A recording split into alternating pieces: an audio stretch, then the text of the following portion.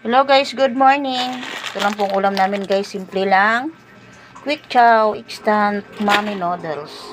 Para may sabaw.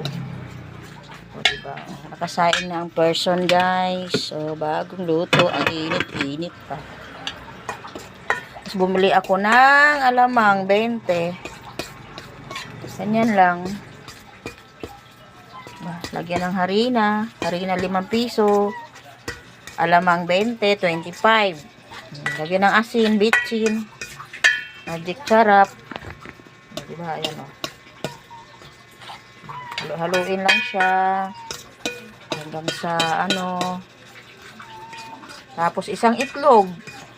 9. Diba, ganyan lang. Pero nakakaabot din ng ano. Magkano na rin inaabot. May mantika pa, diba? Para medyo gumanda yung ano. Gagawin ko guys, lagyan ko siya ng sili na green para makulay.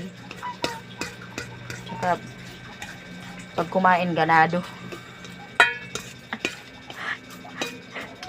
Titipid nga, magastos naman sa kanin.